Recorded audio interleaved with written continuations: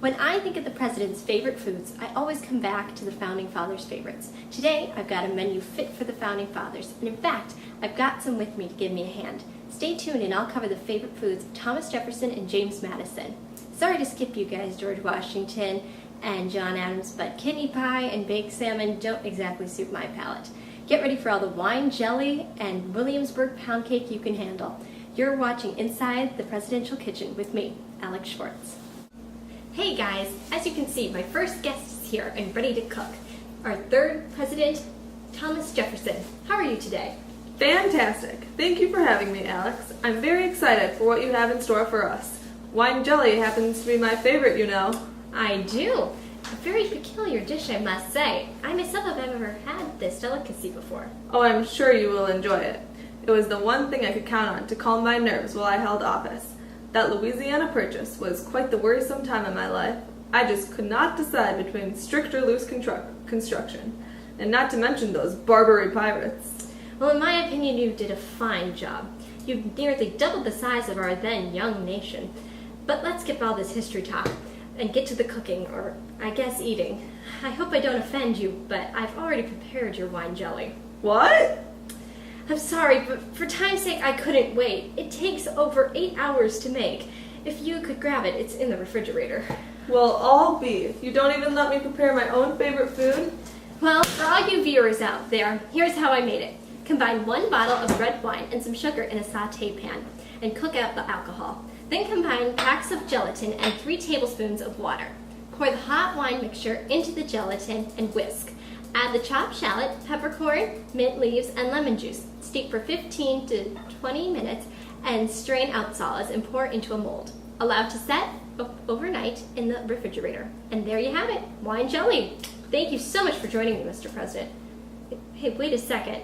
Shouldn't you be buried at Monticello? I mean, you've been dead for nearly 185 years. Oh, I suppose you're right. I better get back before anyone notices I'm missing. Thank you so much for having me. It's been a pleasure.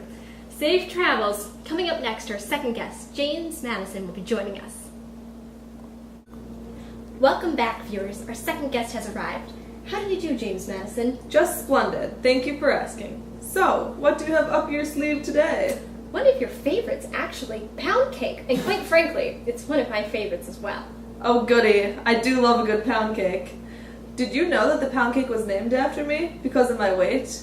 Yup, I've never weighed over 100 pounds, and I only stand about 5 feet and 1 inch. What a coincidence! I'm only 5'1" as well.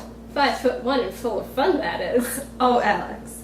Pound cake would keep my spirits up even in the darkest times, especially during the War of 1812. We couldn't win one battle until Andrew Jackson came around at the Battle of New Orleans. Huzzah! Well, let's get started. Just talking about it makes me crave this buttery concoction. I've already creamed 16 ounces of butter and 16 ounces of sugar in the mixer. Now you can add 9 eggs, one at a time, until it is all mixed together. All right. So you can crack the last egg. There you go. Just toss it in there. All right, let's get this going. Alright, it's almost incorporated. Now once it is fully incorporated, you're going to add 1 teaspoon of vanilla. Very good. And now you're going to add half a teaspoon of salt. Alright. Well, that's looking good already. Can you smell the vanilla? Oh, definitely. Great. Okay. Let's get this going a little bit higher. Alright, perfect. Now start adding the flour. Just a little bit at a time. Like this? Just perfect. You're going to try to do this in about 3 installments. All right. Last one. You're doing just great. Keep going. All right, perfect. Now let's get this fully mixed. All right, that's about it. Now we're going to put it into a prepared loaf pan. It is greased and floured. If you want to just...